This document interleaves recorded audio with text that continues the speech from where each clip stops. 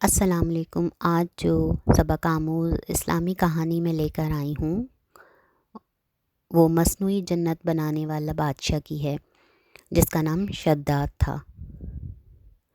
ایک بادشاہ تھا، اس کا نام شداد تھا۔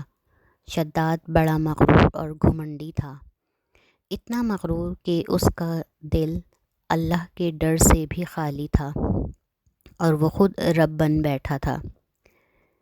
یہ دیکھ کر اس وقت کے ایک نبی اس کے پاس گئے اور انہوں نے اسے نصیحت کی کہ اللہ اور اس کے رسولوں پر ایمان لا، اور اللہ نے اپنے رسولوں کے ذریعے جو طریقہ بتایا ہے اسی طریقے سے حکومت کر، تو اللہ تعالیٰ تجھے مرنے کے بعد جنت عطا فرمائے گا۔ جنت میں ہر طرح کی نعمتیں ہوں گی۔ جنت کا نام سنا تو شداد نے کہا، مجھے جنت کی کیا لالچ دیتے ہو؟ میں تو اسی دنیا میں جنت بنا کر مزے اڑاؤں گا۔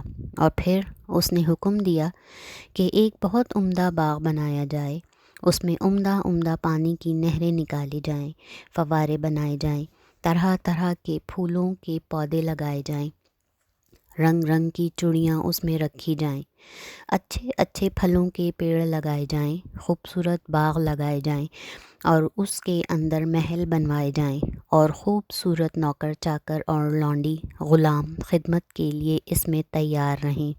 مطلب یہ کہ آرام اور سکھ کے بارے میں جو کچھ وہ سوچ سکتا تھا وہ سب اس نے وہاں جمع کر دینے کا حکم دے دیا۔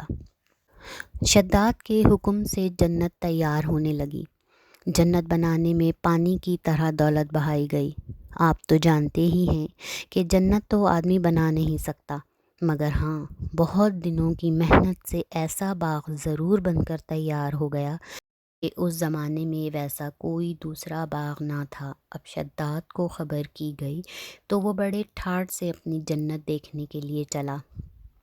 وہ بڑا خوش جا رہا تھا، اپنی جنت کے پاس پہنچا، بڑے گھمنڈ کے ساتھ دروازے کے اندر قدم رکھا تو اس کا ایک قدم اندر تھا، ایک باہر۔ بس اسی حالت میں اللہ تعالیٰ نے موت کے فرشتے کو اس کی جان نکالنے کا حکم دے دیا۔